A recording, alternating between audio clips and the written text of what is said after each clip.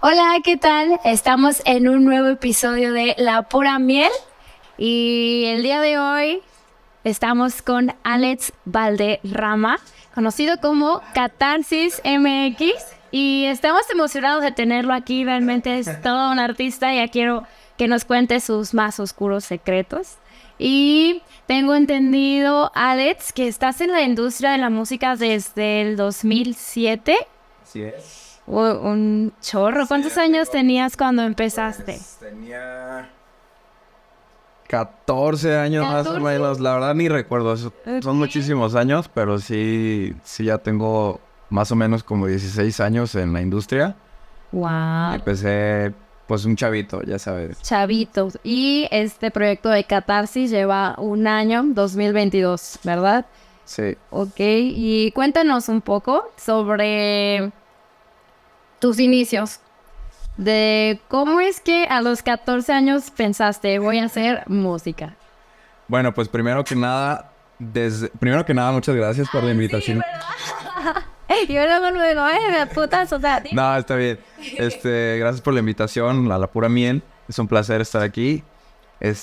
Ahora sí, ahí va mi historia. Yo empecé, bueno, desde que tengo uso de razón me ha gustado la música. Desde muy chiquito siempre quise tocar batería, siempre quise tocar guitarra, me atraía mucho el piano. Iba a las tiendas, en las plazas de tiendas de Sí, música. fascinado. Me podía quedar horas ahí, mis papás se podían distraer con otras cosas mientras yo me quedaba ahí en la tienda nomás viendo y soñando con tener instrumentos y ya sabes. Ay, qué padre. De chico tomé clases de batería, tomé clases de guitarra, entonces tenía ya esa noción de que pues la música me hacía sentir, tuyo, sí, ok. me hacía sentir muy bien la música. Entonces como que desde ahí fui construyendo este camino artístico y desde chico siempre he sido muy creativo. Recuerdo que también solía construir, me gustaba mucho la arquitectura. Y Ok. siempre que la gente me pregunta, es curioso porque la gente me pregunta que cómo... O sea, la gente que no sabe de música, que no tiene ni idea de cómo se hace una canción, me pregunta, oye, ¿y cómo es que produces una canción? Que como ¿Cómo le te surge explicas? la ¿Cómo le imaginación y así. explicas eso a alguien que no tiene ni noción de nada? Ok. Entonces, ni modo de ¿Qué ponerte dices? a decirle, oye, pues tienes que armar la armonía, los sonidos. Ah, Pues no puedes. no, realmente no. Entonces, yo lo que siempre les digo con referencia a esta historia de cuando era chico es que lo vean como una pieza, como una construcción de Legos. Ok. O sea, cada pieza de Lego, Tomen nota. cada piececita que tú armas de Lego es un sonido. Entonces tú vas Ok. piececita, un sonido, otro sonido, otro sonido. Y estas piezas en armonía forman una torre, un estadio, una casa, lo que tú quieras. Pero en la música, pues cada instrumento forma una armonía, forma una melodía, forma una construcción y pues, forma una canción, ¿no? Claro, sí. Música. Entonces, desde chico tuve como esta noción de construir cosas, de ser creativo y de pues, experimentar. Sobre todo experimentar con lo que tenía. Porque yo nunca tuve mucho recurso económico como para decir, quiero una batería, Ya. la tengo. Toma. No, Ok. jamás. De hecho, siempre pedí, me acuerdo, mis cartitas de Navidad. Una batería. Una batería, Ok. guitarra eléctrica y lo más caro, ¿no? Ok, sí, no. Entonces, no. Sí. Y con esta creatividad que yo tenía, yo... Llegó una flauta. Yo construía, ya sé. Che, flauta Yamaha y... No, y sí tengo una flauta yo. La tengo en mi estudio, claro. Muy bien. Sí. Y empecé pues con esta noción de construir y hacer música. Ya más adelante, recuerdo que mis papás tenían un restaurante café, en el cual pues alguien se tenía que hacer cargo de la música. Ok. Paréntesis. Tenía que ponerla. Hablando de familia, también es algo hereditario por parte de mi papá. Ok. Mi papá, igual que yo, somos melómanos. Pero Para disfrutar. dentro de esta historia, mi papá jamás me contó que él fue DJ. O sea, jamás me dijo nada. O sea, él como que me veía y dejaba que yo... Nunca te lo dijo. Y no me dijo, jamás Ok. me lo dijo. Hasta ya más adelante que me dijo, oye, pues yo también tocaba, yo tenía mi sonido, yo tenía mis tornas, tenía unas... Y ahí las tenía bien guardaditas las tornas, que nunca me las había No, enseñado. Eran unas Sony así viejísimas con una mixer cuadradita así, toda que le hacían los knobs y se pegaban. Y yo me acuerdo que las tornamesas Sony pues no servían mucho porque pues ya eran muy viejas, estaban muy descalibradas y bla, bla, bla. Ya. Pero la mixer sí servía, a pesar de que estaba... Toda chiclosa. Ok. Entonces yo me acuerdo que, pues por querer saber cómo funcionaba eso, pues empecé a verle las entradas y las salidas por atrás y decía, pues que aquí qué pedo con este canal, que para dónde va el audio y así. Entonces, como que junté ese interés por la construcción, por la creatividad, por la tecnología también y por armar y desarmar cables. Entonces, empecé por ahí. En un canal conectaba un DVD en el cual ponía mis CDs con música. Y en el otro canal, pues, ¿qué podía conectar? Ni modo que otro DVD. No tenía otro DVD. Me acuerdo que antes de entrar a secundaria cuando entré a secundaria, tenía un Sony Ericsson de esos. Ok, sí, le conectabas al celular. Ajá, y ahí tenía 20 canciones. MP3 y todo, ¿verdad? Sí, ok. Más videos que canciones, pero bueno, sí, estaba cabrón eso. Entonces, yo conectaba en un canal el DVD y en el otro canal el Sony Ericsson. Entonces, le ponía play al DVD y obviamente traía rolas. A mí me gustaba mucho el Psytrance, el Psycho. Oh my God. Y yo tenía mis roles ahí de Contact, de Sexto Cento. Y en el Sony Ericsson le ponía play o en el DVD. Y me esperaba a ver, ya le agarré el ritmo y le ponía play en eso al otro dispositivo. ¡Pum! Y mientras lo estaba escuchando en los audífonos, tenía pinches audífonos así de cable, de esos de camión. Y conectados a la mixer. Y ahí como que estaba escuchando al momento que ya se iban a empatar las canciones porque no tenía modo de moverle al play de... Ok, armaste tu propio equipo casero con el Sony Ericsson. Ok. Entonces sí empezó eso. Wow. Y me acuerdo que pues así duré fácil unos 2 años, muy chico, ahí metido. Entonces eso me ayudó a que antes de yo saber que me iba a dedicar a esto, yo ya sabía tocar, pues, a oído. O sea, no necesitaba de una computadora, no necesitaba de un BPM para saber, sino simplemente el hecho de que el beat, pues, se va emparejando con la otra canción. Y ahí, al momento de detectarlo, pues, yo ya sabía cuándo hacer ese cambio. Entonces, por ahí empezó como esa noción. A la vieja escuela. La mezcla a la vieja escuela, exactamente. Sí, alguien te dijo. No, fue prueba y error. ¿Alguien te dijo cómo? Fue prueba. ¿Esa es la técnica adecuada del empatar? No, yo ni siquiera sabía que se llamaba empatar. Yo decía, yo estoy mezclando, yo estoy tocando. La innovación mía. Ok. Sí. Okay. Entonces, eso fue a los 14 años. Sí, o sea, eso empezó yo creo que a los 12 o a los 11 años. Toda esta historia de... Wow. Oye, pero me entró la duda. ¿Qué tocaba tu papá?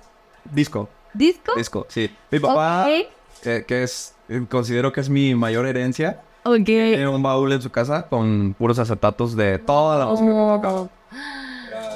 Oh my God. Pues sí, es que antes se ponían los viniles. Wow. Jackson, de lo que tú quieras. O sea, tiene... ¿y por qué no te lo digo? Pero ven, es una bonita historia, la verdad. Sí. Vamos por el mismo camino de canto. Sí. Ahí después le cuento. Y pues qué orgullo para él. Me imagino que tú, a pesar de empezar chico, siempre te aferraste a la música. Siempre. 16 años ya en la música. Sí. Eso, la verdad. Me imagino que has tenido muchos cambios. Y uno de esos cambios hizo que te cambiaras incluso el nombre. Luego el nombre es Catarsis. O sea, literalmente ya en términos filosóficos es literal un cambio. Sí, así es. ¿Querías contarnos algo sobre eso? A mí me parece muy interesante eso. Pues dentro de mi historia he tenido varios nombres o apodos. Varios apodos. Sí, empezó... No sabía cómo ponerme al principio y siempre fue como, a ver, me apellido Valderrama. ¿Cómo dices ahorita? Valderrama. Y no le hallaba por dónde diga, a ver, ¿cómo se dice rama en inglés? Branch. Okay. Y así me puse en la secundaria. Y todos me empezaron a decir branch, branch, branch, branch. Luego me empezaron a decir el pibe Valderrama por el fútbol, porque mi segunda pasión, aparte de la música, es el fútbol. Entonces toda mi vida he jugado fútbol, hasta me meto. Y en el fútbol me empezaron a decir el pibe Valderrama, el pibe, ponte DJ Pibe. Y empecé, mi primer apodo fue DJ Pibe. Horrible. Ya saben, DJ Sí, Pibe. pero está chido. Está chido decir Leonardo. Pibe. Ok. Entonces ese fue mi primer nombre artístico.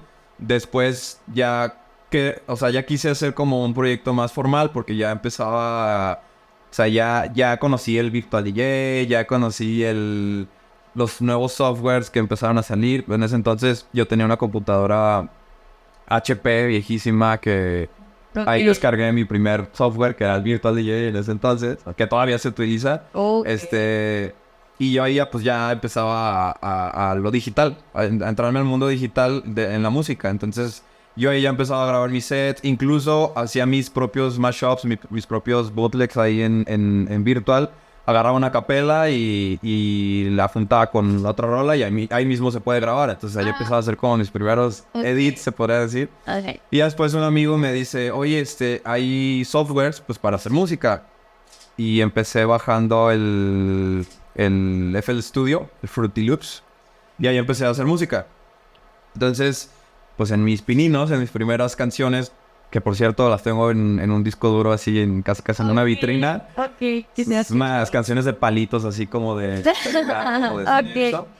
¿Tú grababas todo? Sí, sí, sí. Okay. Ahí empecé a hacer mis primeras producciones originales. Perfecto. Y ya más adelante, ya casi terminando la secundaria, estuvieron muy de moda las tardeadas en la ciudad de Guadalajara.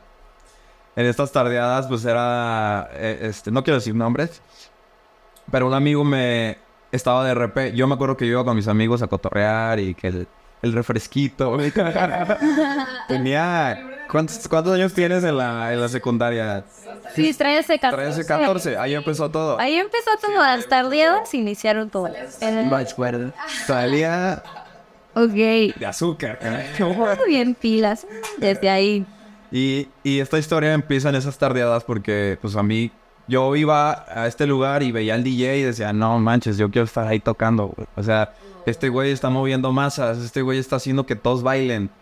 Entonces, yo a huevo quería estar ahí. Iba todos los fines de semana hasta que un amigo se metió de RP a las tardeadas y pues hizo contacto, obviamente, con los encargados de estos eventos. Y yo le decía, güey, méteme. Sí, déjame nomás agarrar ahí como confianza y ya les platico de ti. Entonces ya después, entro, el güey me dice, oye, hay un DJ que te quiere conocer porque le he platicado de ti. Se llama Peter R. ¿Te acuerdas de Peter R? No, y lo digo, sí, personajazo, lo digo con mucho orgullo. Ese güey me trató muy, muy bien en esa época. Gracias, Peter R. Gracias a Peter R. No hubiera comenzado esto. Entonces, él siempre me quiso jalar. Y los que estaban encargados como que no me conocían y no querían, pues, tener a otro DJ más. Uh-huh. Pero entonces yo estaba chingue de que quería una oportunidad. Déjame tocar 5 minutos, por favor. Y en eso, un día me dice, bueno, toca 5 minutos, ándale. Toqué 5 minutos y les encantó. Les encantó a toda la gente. Y aparte era Psycho, ¿verdad? No, ya, o sea, eso, yo empecé tocando y escuchando eso. Okay. En la electrónica. Después seguí escuchando trance, y sus derivados del house, techno, pero era un techno más fuerte. Más fuerte. Ajá, más encaminado al trance y al psychedelic, todo eso.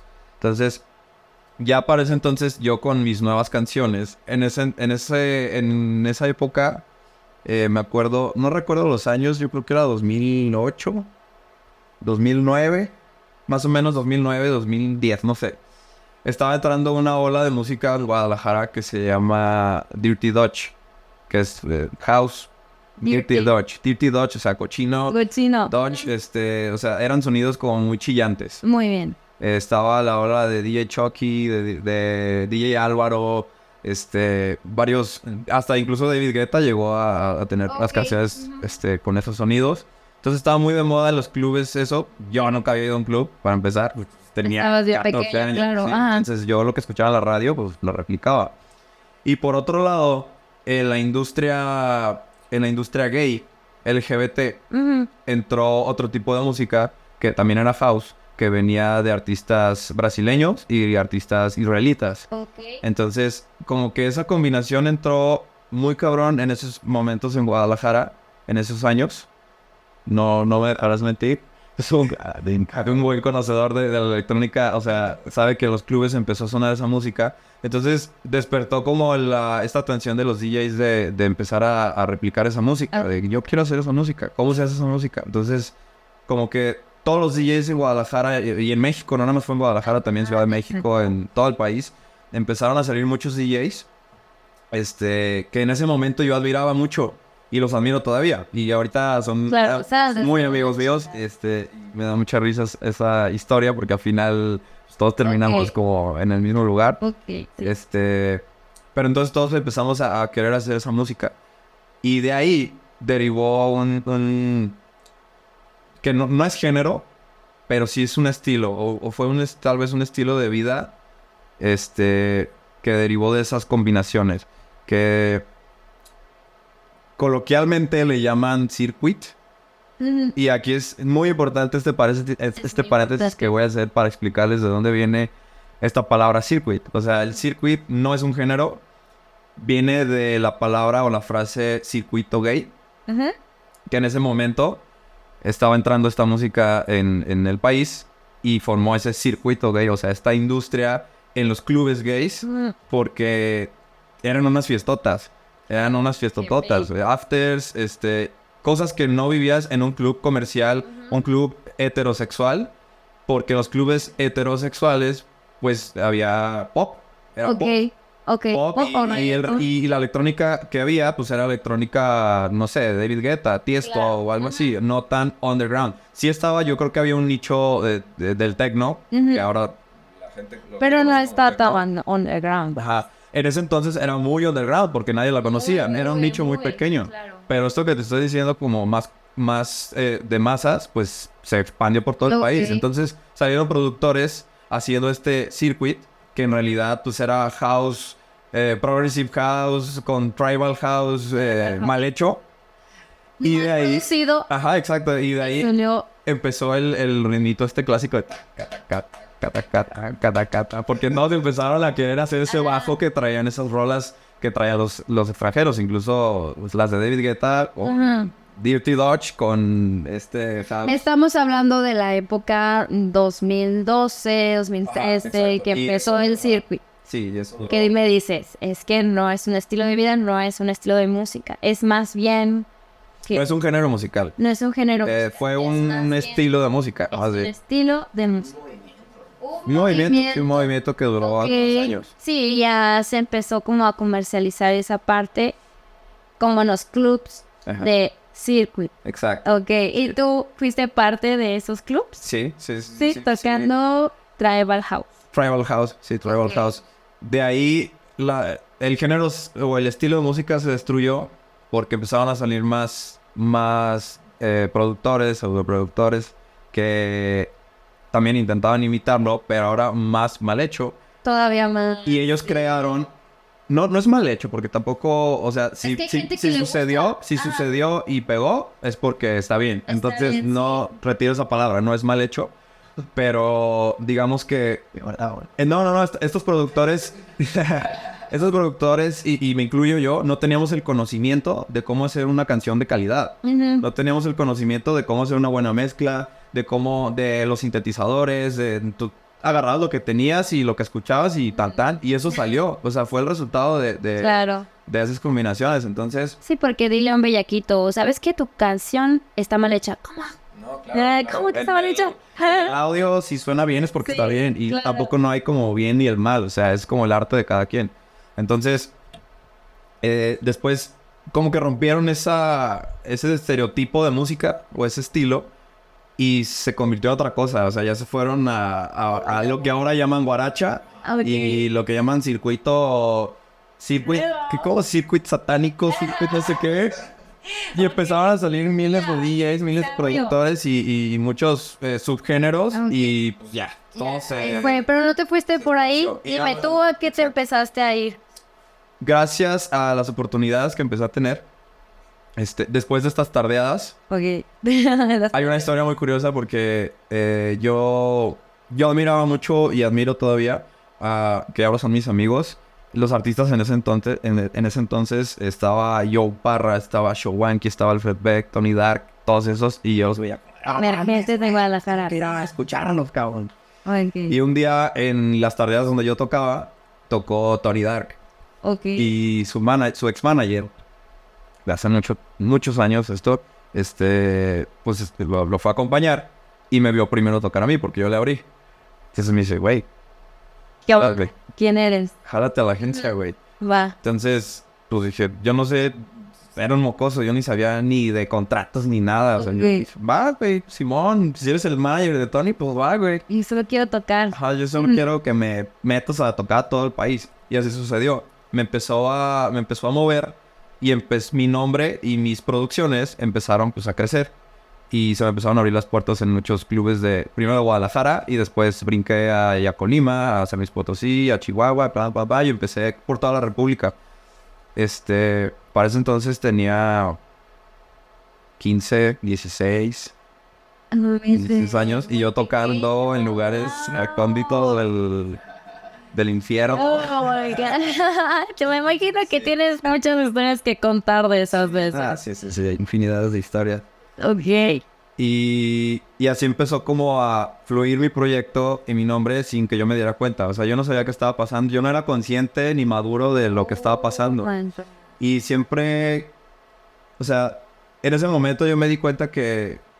Pues la música que estaba haciendo pues estaba funcionando al fin de cuentas. Claro. Entonces, porque... Yo me acuerdo que, no sé, me decía... Oye, hay una fecha este mes en Chihuahua. Y yo me iba preparado. Todo ese mes decía... No, tengo que sacar una nueva rola para estrenarla ya. Okay. Entonces me ponía ahí todo el día a picarle y sacaba rolas y así como que empezó esa fluidez de hacer música. Después, muy curiosamente, saqué un yo le llamo error, ¿cómo se llama? Happy Accident. Ok, ¿por qué? Porque hay ideas que uno tiene que cuando las juzgas, no las haces. Pero cuando no las juzgas, las haces, esas ideas, y funcionan, y fluyen, y sin que te des cuenta. Entonces, uno de estos happy accidents fue que hay una rola de... ¿Cómo se llama? La de Insomnia. Una de techno, de trance, perdón. Muy vieja. I know we don't need it. I cannot sleep. Esa rola... A mí yo cuando la escuché, me fascinaba la voz.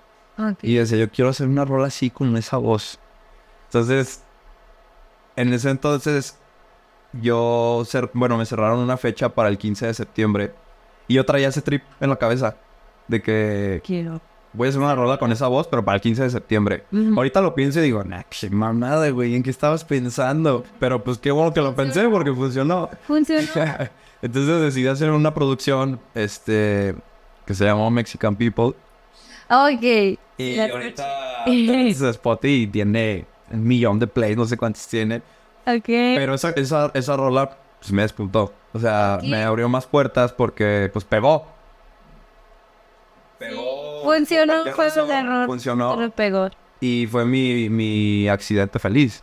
De que pues, se me ocurrió, funcionó, pegó. Y entonces empecé a tocar más y más y más y más. Entonces, ahí ya el nombre de Alex Branch, que era el proyecto, Branch. Vale. De Valderrama. Sí, Alex Branch. Y ese nombre duró años. Años por ese nombre. Toda esta historia. Dentro de este capítulo de mi carrera artística, pues tengo miles de historias. Claro. Que, pues, si me voy de filo, de aquí no nos vamos. Sí, o sea, aquí estamos empezando y tenías 16. Yo me quiero imaginar 17, 18. Y todo. A los 19 creo que todavía tocaba con ese nombre. Y, pues, esa fue como mi primera etapa de mi carrera artística. Sí. de conocer cómo se puede mover uno en la música. Claro. En todos los shows, de cómo hacer música y cómo, pues también cómo tratar a la industria y cómo ser tratado por la industria también, porque yo estaba muy chico y en los lugares en los que iba a tocar, pues imagínate la gente que había y Claro. sí llegué a sentir acoso, sí llegué a sentir que había gente muy mañosa que Claro, que se aprovechaban de ti. limpiaban, de que Claro. no te querían pagar bien, o ibas a una fecha y no te liquidaban o así. Okay. Y uno, pues por no tener la madurez, pues se dejaba llevar, ¿no? Y ahí era cuando te quebraba. Sí. Y entonces, ¿a qué edad empezaste con este proyecto nuevo de Catarsis? Este proyecto de Catarsis lo comencé hace más o menos 1 año y medio. 1 año. Porque hace... ¿A raíz de qué? Como todos pasamos muchas cosas a raíz de la pandemia. Ay, sí. La pandemia para mí fue como un golpe al hígado. Pero para bien. Digo para bien, en ese momento era para mal, según yo. Bueno, en ese momento estabas pasando un mal momento. Sí, pero en el momento de la pandemia digo para bien porque me hizo abrir los ojos ante muchas cosas. Si yo no hubiera pasado... Si no hubiera pasado la pandemia, yo me hubiera quedado en donde... O sea, en mi zona de confort. Claro. Que sí, tenía fechas, sí seguía tocando. Sí, mi música todavía fluía. De repente acomodaba una canción en una disquera. De repente me decían, güey, jálate para acá y te vamos a vender. Y como que no era muy consciente de mi realidad. De la realidad que estaba pasando. Entonces empecé a caer como en este vicio de querer que funcionara. De querer cosas que llegan por consecuencia. ¿Sí me entiendes? O sea, Ajá. no sé, cosas como de que veía amigos o colegas que empezaron no tan al mismo tiempo que yo, que los veía ya tocando en escenarios grandes, que los veía colaborando con otros artistas. Entonces uno se empieza a sentir como frustrado y de que, güey, mi proyecto, ¿qué pedo? O sea, porque en ese momento Alex Branch tuvo su hype y luego, como todo, pues tiene un ciclo, empezó a bajar y luego después de ahí me corté el Alex. Ok. Y me quedé como Branch para entrar a la música house. Cambiar Yo quería tocar género. house, exacto. Pero, y dentro de esta historia de Branch, pues también duró algunos años, me empecé a abrir puertas más profesionalmente, pero no sé, o sea, sentí que me mantuve como en el mismo lugar. Ok. Y no entendía por qué. Entonces, yo siempre, toda mi vida artística había vivido con la idea de que... Porque también una parte muy importante que muchos no entienden, pues es la parte económica. Sí, es muy importante. Ok. O sea, yo cuando tenía el proyecto de Alex Branch, cuando estaba en su hype, pues obviamente llegan fechas, llega dinero y estás como las manos cruzadas, ¿no? Pues qué chido, Qué está yendo bien. chido. Sí, y así va a ser siempre, pues no. No, llegó un momento en donde eso paró, donde la industria empezó a cambiar. Fue cuando empezaron a interesarse más personas en ser DJs. Claro, entonces, como hay más demanda, hay más movimiento. Qué chido que pasó porque pues gracias a eso la gente ahora conoce más de la electrónica, conoce más de la industria, incluso no nada más de la electrónica, sino de... Es un medio muy fácil, la verdad, sí. Entonces, pero por otro lado, pues el hecho de que hubiera tantos DJs, tanta competencia, tanto, pues eso empezó pues, a bajar la chamba. Claro. Por decirlo así. Totalmente. Entonces, yo en el momento en que empecé a sentir que ya no me estaba yendo bien, empecé a buscar opciones. ¿Qué voy a hacer? O sea, esto ya está sucediendo. Lo que te dicen cuando me mudo a tus papás de que, oye, me voy a dedicar a la música. Oye, te vas a quedar pobre si te dedicas a la música. Uno no lo cree. Pero qué chido las personas que despuntan su proyecto y al final se mantienen de eso y viven de la música, de su arte. Pues qué chido. O sea, es lo ideal, ¿no? Pues es lo que vemos, pero realmente no vemos este tipo de procesos como el que nos cuentas.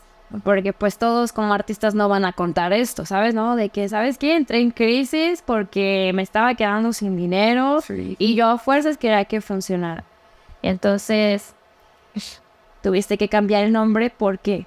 Sí, el hecho de cambiar el nombre no fue por No fue por me está yendo mal y voy a hacerlo desde cero. Claro. No, sino que yo entendí que, o sea, duré aproximadamente 1 o 2 años como en este constante, o sea, tratar de entender qué es lo que estaba pasando en mi carrera, en mi vida. En tu vida. Y, o sea, hice mil cosas o sea, practicaba meditación, yoga, ejercicio, empecé a adentrarme a la lectura, a compartir esto con mis amigos también, a escuchar gente, a preguntar por gente que supiera de esto, o sea, ya un tema psicológico, un tema emocional, y eso me ayudó mucho pues a entender lo que estaba pasando en ese momento de mi vida. Entonces, o sea, la moraleja más cabrona que salió de todo esto, pues fue que lo estaba forzando. Y lo forzado, pues nunca sale. Nunca sale en lo que tú quieras. En cualquier negocio, en cualquier relación, en cualquier cosa, lo forzado jamás sale. Dejas de ser Entonces, tú. yo empecé a porque lo forzarlo fuerzas. inconscientemente porque yo quería vivir de eso. Querías vivir. Yo quería pues esa atención que antes tuve del público. Yo la quería, o sea, quería seguirla teniendo ahí, seguir teniendo fechas y seguir viajando y seguir con esa facilidad de vida. Y pues no se me dio porque pues la vida me dijo, güey, agarra el pedo. O sea, esto es momentáneo. Y tienes que hacer más cosas para fluir. Tienes que hacer más cosas, no siempre. Entonces yo ya empecé a pensar ahora sí a ver, pues, ¿qué tengo que hacer? ¿Qué tengo que cambiar? ¿Qué tengo que experimentar? ¿Qué tengo que conocer para que esto no me esté afectando a mí emocionalmente? Entonces, esta frustración que tuve con estos proyectos viejos, de plano decidí, o sea, ya, güey, soltar. Esa es la gran moraleja. O sea, tuve que soltar todo para que me llegara lo que seguía. Porque si me quedaba ahí, como muchos lo han hecho y siguen ahí, o sea, si no sueltas, pues no te va a llegar jamás. Entonces, empecé ya con este trip de, a ver, voy a hacer las cosas diferente. Voy a tocar lo que a mí me plazca tocar. Voy a hacer la música que a mí me plazca hacer. Porque dentro de este tiempo también sufrí mucho el cambio de que por querer tener trabajo iba a tocar a lugares en donde no quería tocar. Y tocabas algo que no te gusta. Y tocaba música que no me gustaba por querer quedar bien con la gente. Vale, sí, totalmente. Y tú te aferrabas a eso, ¿no? Ok. Entonces, qué interesante, ¿verdad? y pues yo le llamo que son estos huevos de soltar algo que tenía 15 años trabajando. Pues sí me costó mucho trabajo y fue un proceso también lento, fue un proceso de aceptación difícil.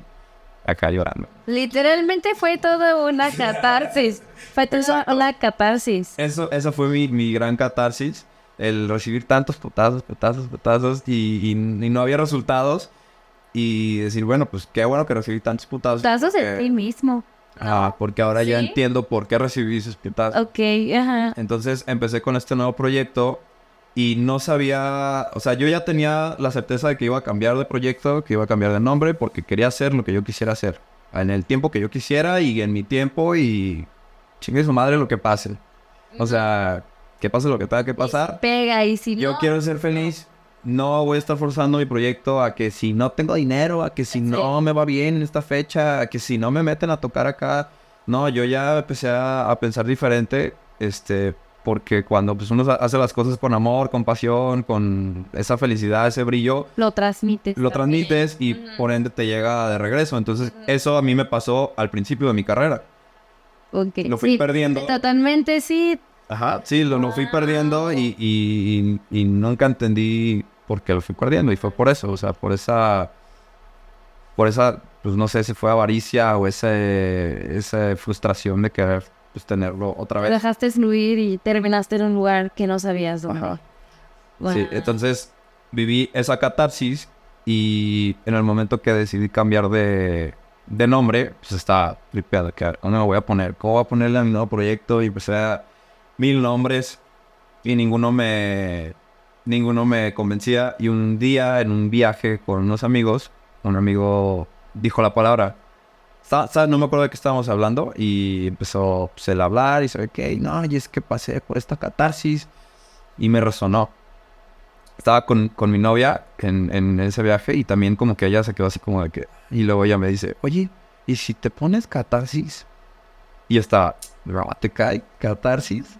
Porque, o sea, pero no es como nombre de persona. Me dicen, no, pero pues es que los proyectos musicales no tienen que ser tu nombre de persona. O sea, ya puede ser... O sea, catarsis hasta puede ser un grupo, no sé. Que sea. Ajá, es un proyecto. Entonces, pues, va. Pues que se llame Catarsis el proyecto, porque es como algo que me marcó muy cabrón en los años pasados. Suena muy cool. Y ahorita, pues ya comenzamos con este proyecto. Ya tenemos 1 año y medio más o menos. Y pues va fluyendo. ¿Y qué es ese proyecto? ¿Qué música te das? Pues no he querido... ¿Qué música das?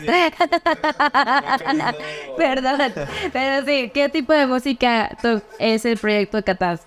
No he querido encasillarme como en un género. Me imaginé que ibas a decir algo así. Sí, no, es que ya todo está tan globalizado que pues ya es lo que está sucediendo en la industria musical, que de repente escucha... Hay cosas que no tienen nombre, ¿sabes? O sea, de todo sale. Sí, o sea, escuchas de repente reggaetón con banda o artistas de banda pop, sí, totalmente. artistas de electrónica haciendo banda con... Aquí yo creo que la cuestión es hacer lo que te gusta, ¿no? Exacto. Entonces de eso se trata, de hacer lo que te gusta. Sí. Y, o sea, si te respondo a tu pregunta, Catarsis pues va alrededor del house. House, un poco... house. House. Y que sea lo que sea, tenga que dar house. Indie dance, indie house, Indie house. reggae house. Sí, o sea, no me gustaría etiquetar mi proyecto con un género porque quiero seguir teniendo esa libertad, ¿sabes? Desde un inicio, si un día se me trinca la cabeza y decido hacer un experimento que suene como reggaetón, pero underground, lo voy a hacer. Hazlo, totalmente. Y quién sabe de chicle y pega, que es lo que ha pasado. Exactamente lo que pasó con Mexican People. Sí. Un happy error, dices. Sí. Ok. Entonces, a base de todo lo que has aprendido, ¿qué es lo que tú le puedes aconsejar a alguien que se siente atrapado? Pues primero, que no se aferre. Segundo, que suelte. Y tercero, que vaya al psicólogo. Te sirvió mucho, entonces. Sí, claro. Me ayuda. Medícate. Sí, no. No, eso es lo que menos aconsejar. Ok. Pues es que lo primero creo que es la salud mental. Y que veas esto pues como un arte. Que al final de cuentas la música es arte. Entonces, yo en este momento, y lo digo abiertamente, yo tengo un trabajo godín, le digo yo. Es mi trabajo. De hecho, sí te quería preguntar sobre eso porque lo mencionaste que tenías este trabajo y es como del mismo medio, ¿no? Pero no es de hacer música. Sí, estoy dentro de la industria musical, no me salgo de eso. Gracias a Dios, pues tuve la oportunidad de caer en esa empresa, en ese trabajo. No quiero decir todavía nombres ni nada, pero yo durante la semana salgo en la mañanita a mi oficina, regreso en la noche y lo que hago todos los días de la semana, entre semana, es esta parte de... O sea, trabajo con una empresa que se dedica a booking y management de artistas muy grandes dentro de la industria pop en México. Entonces, esta parte, en esta catarsis que tuve, fue como de, bueno, estoy generando dinero, ¿qué pedo? Entonces me tuve que mover de lugar, empecé a buscar trabajo y en una de esas, pues, por áreas del destino, ¿Entraste ahí? entré ahí y caí por pura suerte. Ya después igual les contaré Ese secreto no lo revelaremos. Ok. cómo entré ahí y tengo un rato ya en esta empresa y me ha ayudado muchísimo también a abrir mi mente como a ver cómo suceden las cosas en la industria grande, o sea, en las Claro. ligas. Porque no es tan fácil, o sea, uno ve a un artista y lo idolatra y dice, no manches, yo quisiera tener la vida de ese güey, yo quisiera tener las fechas que tiene este cabrón. O sea, le hizo fácil, pegó rápido, Ajá, cosas con una rola y pegó. Ajá, ya. No, güey, no Tendencia. sabes todas las El cosas que trabajo vive. detrás. El trabajo, exactamente. El trabajo que hay detrás de un proyecto musical es un trabajo interminable. Incluso ahora, con mis proyectos también, y es algo que también he comprendido, que no nada más tienes que hacer música. Tienes que ser todo. O sea, tienes que ser todo. Por Tienes que eso, ser y tu todo. productor, Ajá. tú, el artista, el manager, el booker, el fotógrafo, el community manager, el todo. O sea, tienes que ser todo en uno. Y ahora ya tienes que hacer contenido y tienes que hacerte influencer. Sí, Entonces, sí. está muy cabrón. Está muy cabrón comparar, hacer estas comparaciones de yo quiero tener esta... Sí, exacto. Entonces, creo que por ahí no van las cosas. Regreso a tu pregunta que a veces, ¿qué le aconsejarías a la gente que se siente atrapada? Pues, que fluya. Que fluya. Que fluya. Y las cosas van llegando. Y es algo que yo también he querido atraer. Y sí me ha funcionado desde el primer día que dije, este proyecto va a ser libre. Va a fluir todo. Y sí, se me han abierto puertas. O sea, si tú llegas a cualquier lugar a tocar puertas con la intención de, güey, méteme a tocar, güey, quiero... No te va a fluir porque para empezar te van a hacer el fuchi y te van a decir, ¿tú quién eres? Ajá. Entonces, al contrario, si tú llegas a este lugar con la sonrisa, todo lo que da y con todas las ganas de hacerlo, pues le vas a caer bien a la gente y la gente te va a tomar esa atención que quieres tomar. Entonces, eso pues sería mi consejo, que se dejen fluir y que... También dejar de un lado el ego, ¿no? Porque hay artistas que también ya empiezan a relacionarse y, yo soy y hago. Esa parte es muy peligrosa en el medio artístico, el ego. El ego te destruye. Entonces, Te destruye. te destruye horrible. Mira, pues a veces te construye, y no es a veces, yo siento que a cierto nivel, ¿no? Pero hay un nivel en donde hasta caes mal, ¿no? Sí, claro, hay una línea que es, si te pasas esa línea, güey, ya te estás viendo, ya se te despegaron los pies de la tierra. Ajá. Pero abajo de esa línea está el límite. O sea, tienes que tener... Yo solía ser una persona con no tanto carácter. ¿De verdad? Yo Sí. muy noble, Ok. sigo siendo noble, me gusta ser muy amable con las personas. Y me gusta derrochar amor con mis amigos, suelo hacer bromitas y jiji, jajaja, sí. No, pues risas, ¿no? Pero esta parte del ego, o sea, de tener ese límite, más bien, no ego, este límite, a mí me costó mucho trabajo forjar ese carácter porque yo siempre tuve un manager. O sea, a lo largo de mi carrera he tenido varios managers que les digo nanagers, que eran como mis nanas. Sí, pues te cuida, Que que ellos hace. se encargan de hacer todo, ¿no? Sí. Cierra esta fecha, haz esto, tú peleate con el promotor, tú eres la imagen, tú no te metas. El manager se pelea con el Sí, promotor y sí. Entonces, cuando me quedé sin manager, pues empezó a salir esta necesidad de tener ese carácter, pues, para el negocio. También para que no te vean la cara, ¿no? Exacto. Porque por ser noble al rato, doblas las manos. Y sí me llegó a pasar muchas veces de que, oye, güey, ya no vas a alcanzar a tocar. No vas a tocar. O, oye, ¿crees que te podamos depositar o sea, liquidar la siguiente semana? Y yo, sí, no te preocupes, no pasa nada. Aquí yo soy amor. Y todavía no te depositas. Y todavía nunca me das ese dinero, pues. No lo vi, nunca. Entonces, ese carácter que me hizo falta, pues lo tuve que forjar sí o sí, porque es de tantos pisotones, de tantos putazos, pues uno tiene que ir forjando ese carácter. Entonces, esa parte es el límite de ese ego, de que sí tienes que tener un poquito de... Pues que no es ego, es esa seguridad y ese límite, tus limitantes que te van a... Pues que no te van a permitir... Más bien, no vas a dejar que la gente te pisotee.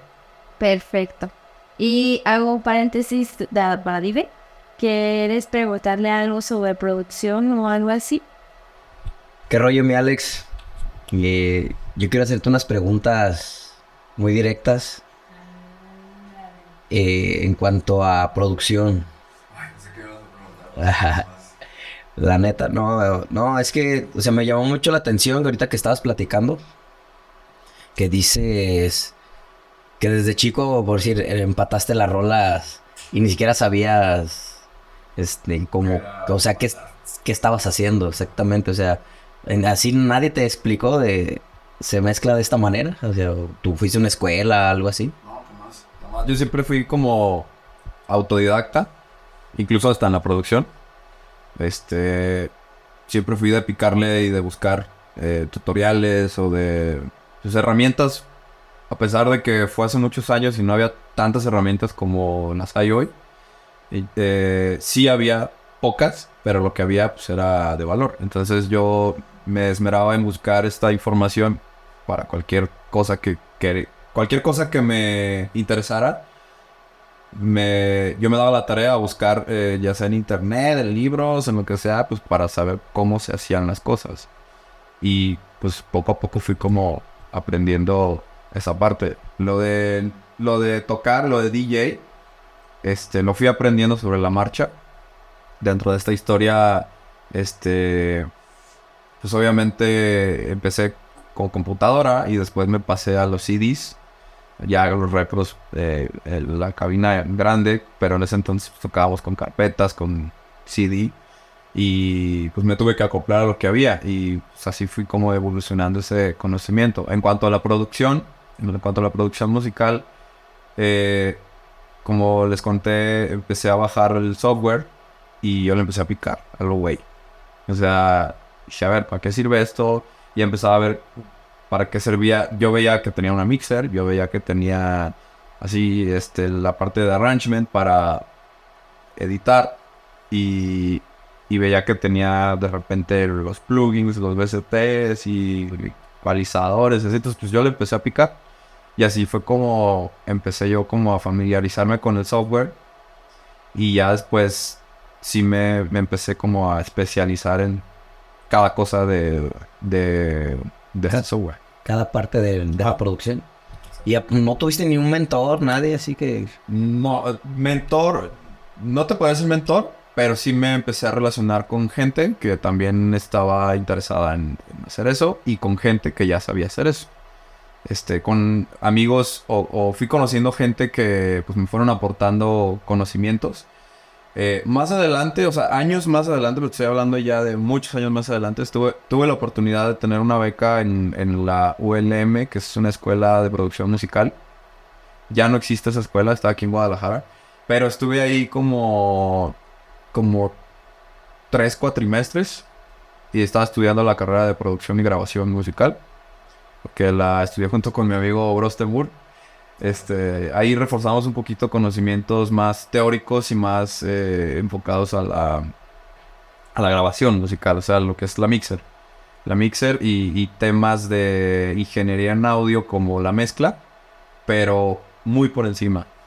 Ya todos los conocimientos que he obtenido pues han sido como autodidactas, viendo tutoriales y estudiando. O sea, nunca he dejado de estudiar, incluso aunque ya pueda tener una canción, aunque ya sé cómo se hace una producción, no quiero terminar de estudiar. Quiero seguir ese proceso y seguir aprendiendo porque tú sabes que es un mundo infinito de posibilidades. No, y más que nada la tecnología, ¿no? Que, o sea, cada día pues sale cosas más nuevas y si no le empiezas a aplicar, se está acá, afuera el diablo.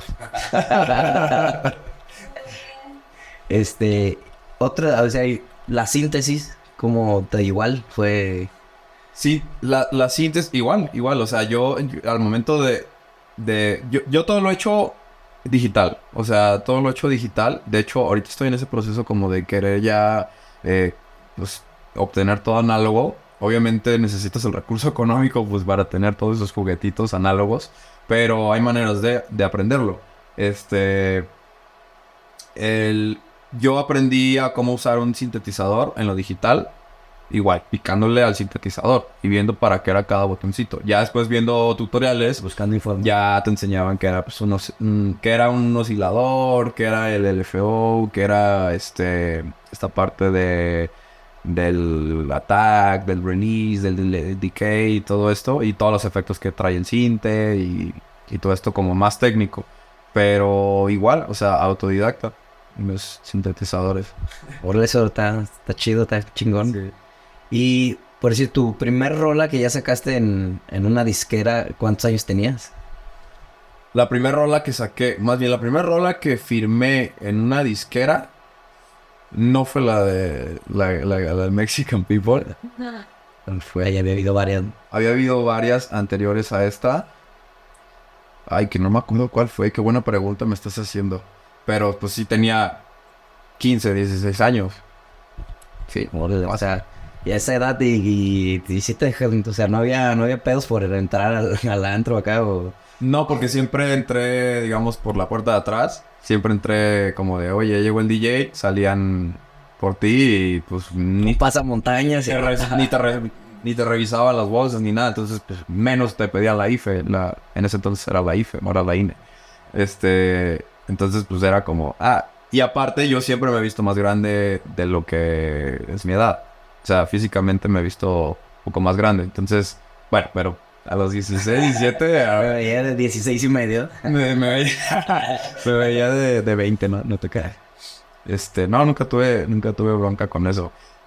Sí, ¿recuerdas que tocábamos en un club en el centro de Guadalajara? Sí. Sí, claro. Tuve mi primera residencia ya grande, formal, en este club, en el After. Y yo tenía 17 años. Y me acuerdo que le decía a mi papá, yo no le quería decir la verdad, yo no le quería decir que, oye, pa, voy a ir a tocar en un After gay a las 7 de la mañana, tengo que estar ahí para empezar a tocar, güey. Voy a ir a correr, Sí, ahorita vengo, voy a la vía recreativa. No, a ver, eso está chido. Yo le decía, perdón papá si estás viendo esto. Ahora sabes la verdad. Yo le decía que... él te ocultó. Le decía, oye, hay una fiesta y pues me voy a quedar en casa de mi amigo Luis. A dormir. Va, está bien, avísame cuando llegue, Simón. Entonces... Ay, eso es... Sí, cada fin con el Luis, ¿qué onda? Iba en este club, yo tocaba una vez al mes, en este After, era mi residencia mensual. Y en este club agarré muchísimo callo. Muchísimo callo, en primer lugar, para leer a la gente. Porque, pues, en un After a las 7 de la mañana, de 7 a 9 de la mañana a tocar... Se te pueden ir, ¿no? Se te pueden ir, y en ese lugar no tocaba cualquier DJ. En ese lugar tenía que tocar el DJ capaz de hacer que la gente siguiera bailando a esa hora, que siguiera consumiendo y que se quedara. Entonces era... Cierre, ¿no? Hasta el cierre, cerraban como a las 12 del día. Ahí tranquilamente a los 15. Entonces ahí yo agarré como este callo de saber leer a la gente y de tratar con gente pesada también, por no decir gente drogada. Porque era un After, o sea, en un After no puedes evitar eso. Todos están o pedos, o están drogados, o están así. Entonces tú empiezas a aprender cómo manejar la música, cómo a hipnotizarlos, cómo llevarlos a esta energía, o sea, a que todos estén en la misma energía que tu set, que tu música. Entonces ahí como que agarré mucho callo con eso y ya me salí de tema. ¿De qué año fue tu rola? Sí, la primera rola que filmé en disquera, sí, fue más o menos como en el 2010, 2012. Entre 2010 y 2012. ¿Era disquera que...? Era disquera nacional. Ya la disquera no existe. Pero posterior a esa ya empecé a firmar ya proyectos más grandes, como esta de Mexican People, otra que se llama Alibaba. Estas las firmé en la disquera de José Spinning Cortés. Se llama Berlin Records. Siguen vigentes las rolas ahí en las plataformas. Fueron como mis primeras grandes rolas que decían, no, ya me firmó este güey. Qué chido. Pues eso es lo que te impulsa, ¿no? O sea, impulsa tu carrera porque ya son sellos con un respaldo. Exacto, sí. Que ya y los conoce más gente y pues ya, ¿quién es ese DJ? Ya, o sea, no, mira, tiene estas rolas, ya. Sí, vas armando como tu currículum, Y fíjate, yo tengo otra duda, me has platicado de la disquera. O sea, ¿cómo es tener una disquera? ¿Cómo se inicia una disquera? Ok, no les, a ti te lo había platicado personalmente, pero creo que a la gente no. Bueno, la gente ya está la disquera, digamos, al aire. A partir de este nuevo proyecto de Catarsis, que tengo 1 año y medio con él, por las oportunidades que se me han ido ofreciendo, también he estado colaborando muchísimo con uno de mis mejores amigos desde morritos. Se llama Corcuera. Él reside en Tulum y él está pues también metido en todas las fiestas de allá y todos los eventos. Y es un para empezar, es una super persona y es un artistazo. O sea, yo le he aprendido mucho a él con respecto a tocar. Y digamos que él no tiene tanto en la industria como yo, pero se podría decir que cuando él me dijo, oye, quiero aprender a tocar, va, yo te enseño, cabrón, vente, júntate y ya quedaría. Entonces como que empezamos, su proyecto lo empezó conmigo y después él ya se fue para allá y allá creció y pues ahorita le va muy chido. Y es que me da mucho gusto por él que le esté yendo así. Y entonces ese proyecto como que lo empezamos a hacer los dos. Su proyecto, pero después ya él agarró su camino y yo mi camino. Entonces en esta catarsis yo siempre he tenido la intriga la curiosidad de pues la distribución musical. Entonces fue cuando le dije, oye güey, o sea, si hacemos música juntos, si los proyectos que hacemos siempre los hacemos juntos, y voy a Tulum y siempre nos armamos unos fiestones y tocamos juntos y nos va poca madre, güey, pues hay que distribuir nuestra música, güey, o sea, también no dejemos tampoco de compartir nuestra música con otras disqueras, pero pues también hay que hacerlo lo nuestro, hay que hacer nuestra marca. Entonces de ahí nace como esa idea de hacer esta disquera. Y dentro de esta catarsis mental también, yo traía mucho el tema de la gratitud, o sea, de ser una persona agradecida con todo lo que te sucede. Entonces de ahí nace el nombre de la disquera, que se llama Gratitude Records, porque quiero, aparte de expresar el proyecto de catarsis, con lo que la palabra catarsis representa, pues también quiero que la disquera y todo lo que salga de mi arte pues sea congruente y que tenga como esta línea espiritual. De sensei. Línea sensei. Fíjate que está chido todo eso que estás diciendo. La verdad, yo me identifico mucho contigo porque pues yo creo que venimos por ahí de caminos similares. Yo no alcancé las escenas que alcanzaste, pero sí también entendí el soltar. El soltar y ahorita que acabas de decir eso de gratitud. Pero yo estoy en la de primero dar antes de pedir. Claro.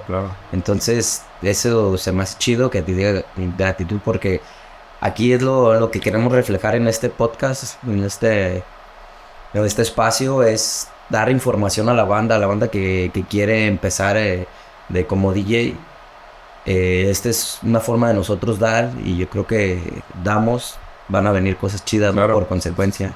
Sí, seguro que hay que dar lo mejor para que lleguen más cosas y entender que el camino de cada quien es diferente y que la comparación constante con otro artista te destruye. Es pura frustración, ¿verdad? Pura frustración, y te destruye y te crea pensamientos. Porque claro, siempre, nunca te vas a comparar con algo que no le están sucediendo cosas, ¿no? O sea, siempre exacto, vas a ver para arriba y eso está bien chido, y por qué yo no, y exacto, qué banda.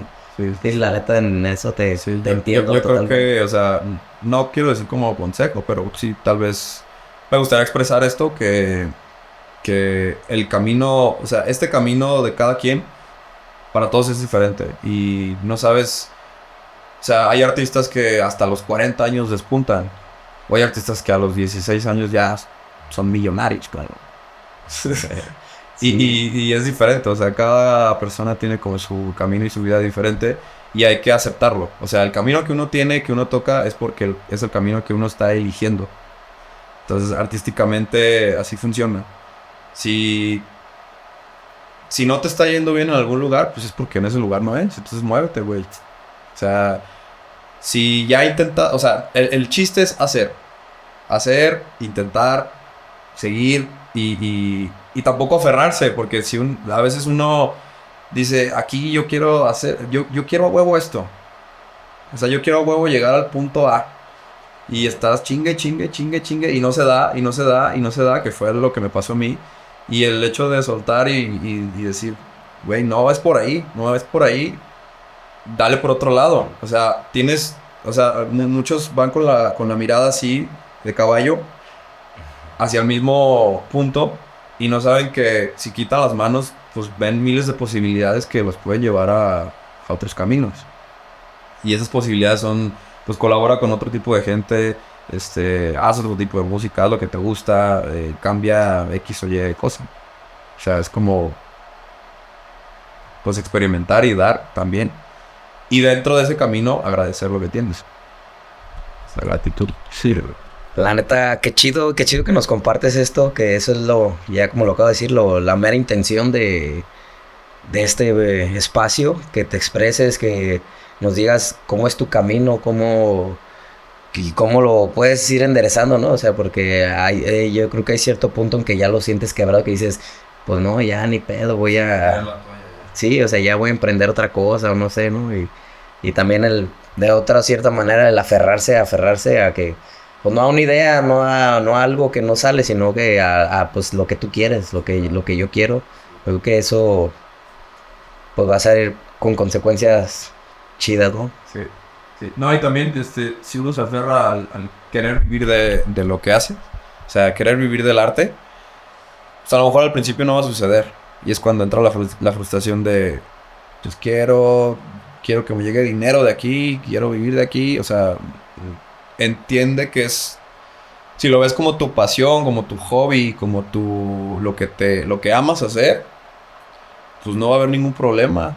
O sea, no tiene por qué haber problema ni de dinero, ni de tiempo, ni de nada. O sea, es como un pintor. En sus tiempos libres se pone a pintar. En sus tiempos, a lo mejor hasta como terapia. Yo me pongo a hacer música como terapia. Yo me pongo a producir terapéuticamente. O sea, literal, limpio mi casa, la dejo limpia, prendo mi incienso. A veces me fumo mi gallito y tranquilamente, sin ningún ruido, sin ninguna molestia, sin ningún compromiso de trabajo, sin ningún nada, me pongo a hacer música. Y así es como fluye todo, porque de otra forma voy a hacer esta rola para que se firme en esta disquera y para que me llegue un chingo de dinero. Pues nada, güey, así no va a funcionar nada nunca. Así no fluye. Que así llegue a estar en algún momento, inconscientemente. Entonces, pues tienes que como, pues dejar que fluya tu creatividad. Bueno, chido, con esto terminamos estas preguntas, mi Branch. Un gusto que estuvieras aquí con nosotros. No, chido. Muchas gracias a ti, primero que nada, por la invitación. Siempre va a ser un placer estar aquí. Y me gustaría regresar. Hay muchas cosas que contarles, hay muchas historias y... Sí, ¿verdad? Pues son nuestros primeros capítulos, va agarrando la forma, pero sí, o sea, la idea es que esto pues ya no pare, en cuanto inició ya no parar. Entonces, a huevo.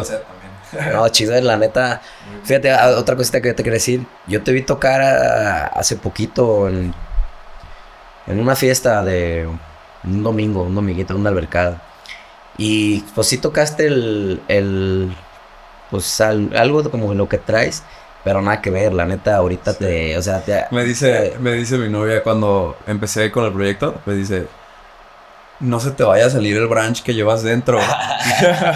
Porque yo era muy de, ay, güey, esa gente que está ahí sentada no está bailando, déjales, pongo algo que les puede gustar para pararlos. O sea, traía como ese hype, esa cultura como del DJ social, de querer pararlos a huevo. ¿Sí? Y dices, esta rola no falla. Ajá. Entonces le decía, tocaste una rola que cagó tu set. Ajá. O sea, tu set iba perfectamente fino. Muy buena juez. Pero se te salió el branch. Ajá. Ten cuidado con eso. No, la neta, ahorita eso yo me di cuenta que ya es una línea, un estilo. Que todo embona chido, la neta sí, chido y buenos clavos, la neta. ¿Ya los tienes? Gracias. Catarsis 2. No, pues muchas gracias a la gente de La Pura Miel por la invitación. Muchas gracias a todo el team. Pues hemos concluido el episodio de hoy. Quiero informarles que ya tenemos plataforma de TikTok. Igual también por ahí nos vemos. Y pues nada, muchas gracias por acompañarnos. El set de Catarsis se va a subir en YouTube y les vamos a estar avisando cuando esté disponible. Y pues nada, síguenos en todas las redes sociales como Instagram @lapuramiel.rs, en TikTok igual lapuramiel.rs y a Alex como @iamcatarsis.mx. Y pues nos vemos hasta la próxima. Gracias. Chao. Está bien.